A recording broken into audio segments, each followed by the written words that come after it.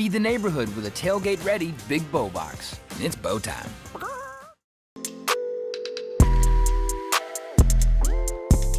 Welcome back to another episode of Extra Points. 34 degrees here today, a little bit cold, as JMU beats the Georgia State Panthers 42-40. The weather might have played a factor today. That first half wasn't too pretty out of that JMU team. What happened? Break it down. So it looked like it was just a bunch of botched punt returns, kickoff returns.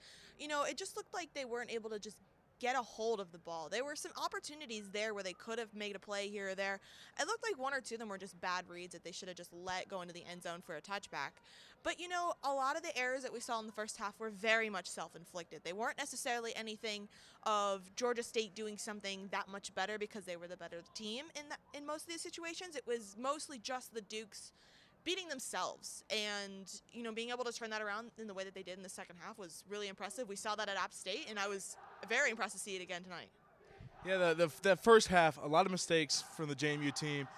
You talked about it. A lot of it was self-inflicted. I mean, JMU at one point was able to get it down to just a 14-point lead for Georgia State, and then they let up a 75-yard, I think it was a reverse touchdown, just one play, and go into half losing 27-7 at that time. How were the Dukes able to come out in that second half and turn things around even after such a shockingly bad first half?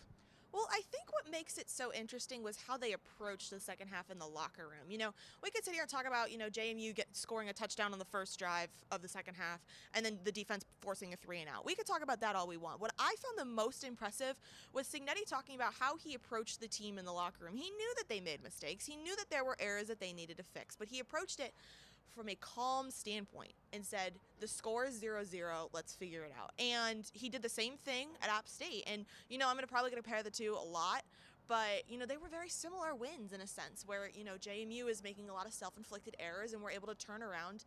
And, you know, JMU putting up that nearly perfect third quarter was exactly what they needed. And, you know, I think it just speaks to what Cignetti talked about was the character and the resilience of this team in their first year in the FBS. You know, there is a lot of similarities between here and App State. I mean, at App State, you were down 25 at one point, 28-3. Here, down 27-7 at halftime. That's 20 points. A lot of similarities there, and the team having to battle back in that second half.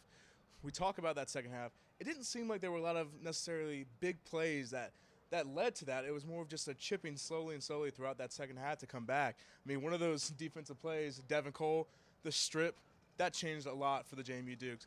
What can you tell me about that defense and him specifically tonight? Well, you know, the defense just was dominant in the second half. You know, one of the things that I thought was really interesting that we were talking about in the press box was that the second half was very much what Louisville did to JMU 2 weeks earlier. They played, quote-unquote, big boy football, as Cignetti called it. And I think that really made the difference. And not only Devin Cole had a very strong game, but Isaac Ukwu had another really strong game. You had Chroma with a really strong performance as well. So you had multiple players stepping up throughout the game. And it just made it look like the team we're used to seeing. I wouldn't necessarily call it the biggest win that this team has made all season. However, it just looked like they fixed the errors that they made and looked like the team that everybody is used to seeing. And now 7-3 on the season, winning record. A pretty historic season so far. Coach alluded to that on Wednesday's press conference and then again tonight. But a big game coming up. Before leaving the field, Todd Centeio kind of pointed and said, one more. How big of a game is next week's game against Coastal Carolina? I mean, this is JMU's championship game we're talking about. They're not able to go to the Sun Belt Championship game. However, should JMU take on Coastal next week and win, JMU can technically crown themselves the East champion because of the fact that they beat Coastal. Now, the Chanticleers are already dubbing themselves the East champion just because of their record right now, but that doesn't change the fact of how important this game is. You know, it's going to mean a lot for JMU players, particularly your seniors. You've got Todd, you've got Chris Thornton, and Percy J. Obase. All of them are going to be celebrated before that game, so it's going to be a lot to kind of go through.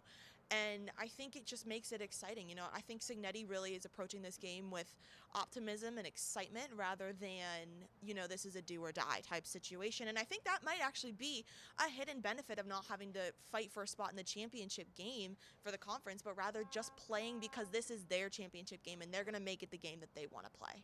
Coach Cignetti did talk about in the post-game presser, this is that championship for them. Even though they may not be eligible, for them this is. And he's not going to talk about it a lot this week, he said. But you can assure that next week the Dukes are going to come out and play senior night, blackout. next weekend at 1 p.m. or 12 p.m., excuse me, here at Bridgeforth Stadium. Final here today, JMU 42, Georgia State 40.